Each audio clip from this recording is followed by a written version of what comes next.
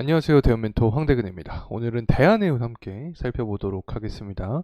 최근에 수급적인 동향을 함께 체크를 좀 해보면 외국인의 매도 물량이 좀 많이 출현을 해주고 있습니다. 금일도 마찬가지인 모습을 보여주고 있는데 최근까지는 외국인의 한 달간 매집세를 보여줬지만 금일 이 매도 물량을 보여주고 있다. 자, 이렇게 정정해서 말씀을 드리도록 하겠습니다.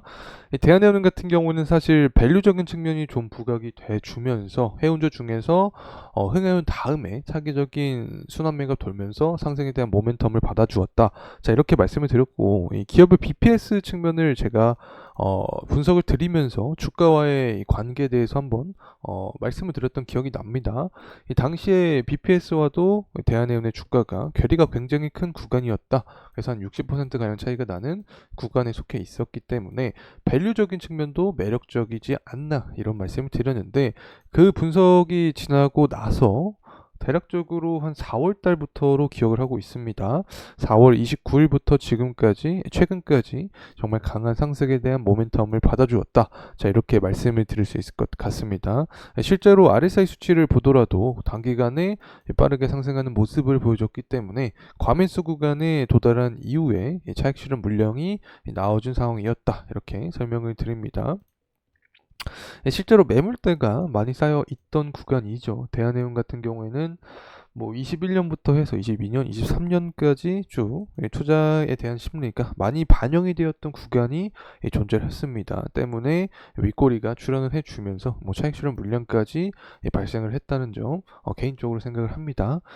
대한해운 같은 경우에 어쨌든 운임비에 대한 상승 이벤트가 계속해서 나와주게 되면 주가 상승 모멘텀까지 이어질 수 있는 부분인데 현재 관련된 이슈가 지속적으로 나와주고 있습니다. 그래서 해당 내용 체크를 해보고 또 호르무 취업을 봉쇄하겠다라는 내용이 나와주게 되면 LNG 시장에 혼란이 생길 수 있게 됩니다. 이 관련돼서 제가 지난 시간에서도 말씀을 드렸었죠.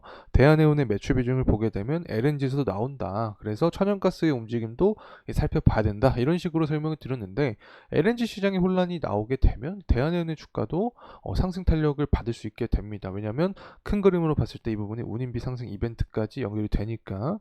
자, 그리고 나서 이제 구조의 변화 이렇게 말씀을 드리고 있는데 유가가 상승하더라도 대한해운의 주가가 상승할 수 있다라고 설명을 드렸었죠. 그 이유는 결국에 운임비에 달려 있다 이런 결과값을 도출했던 기억이 나는데 전반적으로 금일 대한해운에 직접적인 영향을 주는 요소에 대해서 한번 진행을 해보는 시간 갖도록 하겠습니다. 구독과 좋아요 부탁드리고 그러면 영상도 끝까지 시청해 주시면 감사하겠습니다.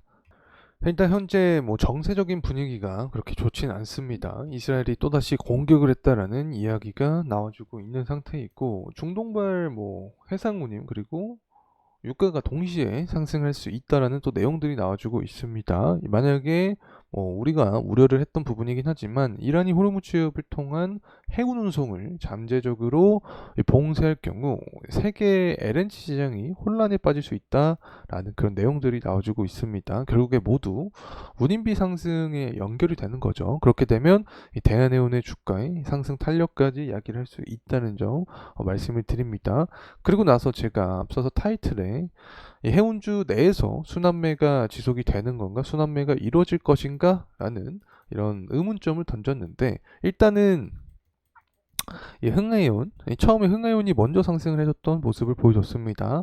당시에 정세적인 부분이 악화되면서 변동성을 가장 크게 보여줬던 종목이 흥해운이었다. 그리고 나서 이제 밸류적인 측면이 부각이 되는 종목들 여기에 대한해운이 있죠. 그래서 대한해운의 주가 상승폭을 보여주었다 이렇게 설명을 드렸습니다. 관련해서 페노션부터 HMM까지 다 상승하는 모습을 보여주었죠. 자, 하지만 지금 다시금 국제 정세가 좋지 않은 모습을 보여줄 확률이 높아진 상황에서 대한해운에 몰렸던 수급적인 부분이 다시금 흥하해운으로 이동할 수 있게 됩니다. 앞서서 흥하해운 관련된 영상도 분석을 했지만 이 RSI 수치로 보더라도 이제 과매도 구간에 조금씩 다가온 상황이기 때문에 한 번 더 정세적인 부분이 악화되게 되면 흥하해운의 주가도 상승 탄력을 강하게 받을 수 있지 않을까 개인적으로 생각을 하고 있습니다. 발틱 운임 지수도 살펴봐야겠죠. 그래서 결론은 이 대한해운과 흥하해운은 유기적인 관계가 있다는 점 요약해서 말씀을 드립니다. 자, 그리고 대한해운은 흥해운보다 조금 더 운임지수, 발틱 운임지수의 영향을 많이 받는다라고 설명을 드렸었죠. 발틱 운임지수 같은 경우에 뭐 중간중간에 변동성이 존재했었지만 결국에 저점을 높이면서 우상향하는 모습을 그리고 있다. 자, 이렇게 말씀을 드릴 수 있겠습니다. 특히 이 부분을 디테일하게 보기 위해서는 원자재 가격을 살펴봐야 되는데 철강석 가격은 반등을 해주고 있습니다. 때문에 BDI 지표도 상승할 확률이 높아졌다라고 해석을 할 수 있겠죠. 이런 철광석 가격은 결국에 중국 경기와 맞물려 있다. 중국 같은 경우에는 이 경기 부양을 하기 위해서 대규모 경기 부양 1조 위안의 초장기채를 발행할 것이다라는 내용도 나와주고 있습니다. 실제로 국가 부채를 보더라도 2016년부터 23년까지 급증하는 모습을 보여주고 있습니다. 그만큼 경기가 좋지 않다. 경기를 회복하기 위해서 또 빚을 내고 있다. 자, 이렇게 해석할 수 있겠죠. 때문에 부채 비율이 사상 최고치를 기록을 하고 있는 그런 악순환이 이어지고 있는 상황입니다. 이 때문에 앞으로 중국의 경기 회복세가 어떻게 바뀔지에 따라서 원자재 가격에 대한 방향성이라든지 발틱 운임 지수에 대한 방향성 역시 정해질 수 있지 않을까 생각을 하고 있습니다.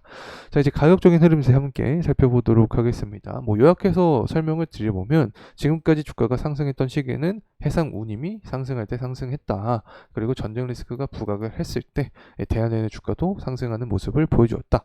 그리고 지금 단계는 단기 과매수 구간 이후에 가격적인 조정, 기간적인 조정을 거치는 그런 구간에 속해 있다. 이렇게 해석할 수 있겠죠. 실제로 주봉으로 보게 되면 이 121선 구간에 속해 있는 상황입니다. 그래서 이 121선을 강하게 좀 돌파해주는 모습을 보여줘야 윗구간까지 우리가 기대를 좀 해볼 수 있지 않을까 생각을 하고 있습니다. 이 매물대를 보게 되면 24년에 형성이 되었던 이 물량들이 존재를 합니다. 그리고 22년도 또 21년도에 물량도 존재를 합니다. 때문에 그 윗구간에 굉장히 촘촘한 투자 심리가 반영이 되어 있다라고 해석을 할 수 있겠죠. 그래서 23년 하반기, 24년 초에 이 당시에 윗꼬리가 굉장히 강하게 달렸습니다. 발틱 운임 지수가 상승하면서 대한해운의 주가도 우상향하는 모습을 그때 그려줬었는데 윗꼬리가 강하게 이렇게 달렸던 이유 자체가 그만큼 투자 심리가 밀집된 이 공간에 속해 있었기 때문에 이 차익 실현 물량이 발현이 되었다는 점 말씀을 드립니다. 그래서 만약에 대한해운에서 흥하해운 쪽으로 수급이 이동하면서 주가의 조정세를 보여준다. 그렇게 되면 일단은 21선 구간까지도 주가가 하락을 할 수 있게 됩니다. 이평선 상으로. 만약 그 이하로 이탈을 하게 된다라고 하면 초록색 선인 61선 구간에서는 그래도 지지를 받아줘야 된다. 자, 이렇게 말씀을 드립니다. 그래서 초록색 선인 61선 구간에서 만약에 지지가 나와주면 어쨌든 저점을 높이면서 우상향하는 그런 추세를 이어갈 수 있기 때문에 앞으로의 대한해운 주가의 방향성도 좀 긍정적으로 볼 수 있지 않을까 생각을 하고 있습니다. 그리고 실제로 뭐 BPS 측면을 보더라도 현재 이 가격적인 구간과 실제로 괴리가 좀 있는 상황이기 때문에 밸류적인 측면은 아직까지 매력도가 존재하지 않을까 생각합니다. 자, 이상으로 대한해운에 대한 영상 마무리하도록 하겠습니다. 금일 시간이 도움이 되셨다면 구독과 좋아요 부탁드리겠습니다. 감사합니다.